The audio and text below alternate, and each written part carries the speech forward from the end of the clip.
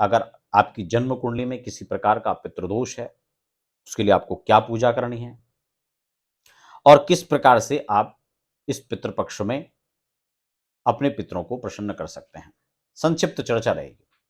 नए दर्शक हैं, पहली बार चैनल पर विजिट कर रहे हैं तो चैनल को फटाफट सब्सक्राइब करके बेल आइकन भी जरूर दबा दीजिए। देखिए, श्राद्ध पक्ष आपको अपने पितरों के प्रति आपकी जो श्रद्धा है उसको समर्पित करने का पर्व है।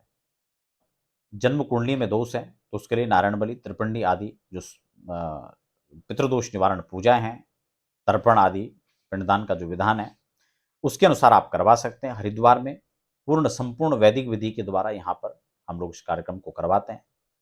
खास बात कि वैदिक ब्राह्मणों के द्वारा ये कार्यक्रम संपन्न होता है और प्रत्येक यजमान का अलग अलग पूजन होता है। सामूहिक नहीं कि 100-200 लोग एक साथ बैठ के पूजन करें, नहीं।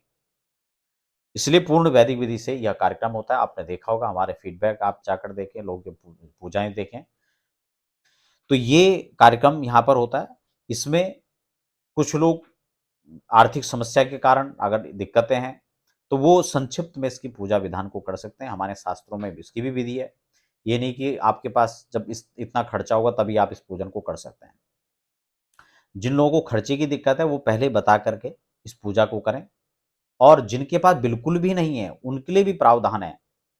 आप अपने हाथों से घास काट करके लाएं, गौ माता को खिलाएं, उनसे प्रार्थना करें कि अभी आर्थिक तंगी के कारण मैं श्राद्ध संपन्न नहीं कर पा रहा हूं, मेरे दोषों को निवारण करें, मैं शीघ्र यथास्थिति में आने पर, ठीक स्थिति में आने पर फिर इस कार्यक्रम को संपन्न करूंगा। उसकी विधि है, उसकी भी आप जानकारी ले सकते हैं।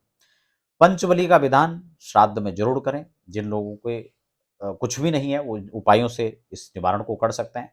पीपल के वृक्ष को जल, दूध और तिल से आपको सिंचन करना है। भगवान शिव की पूजा करनी है।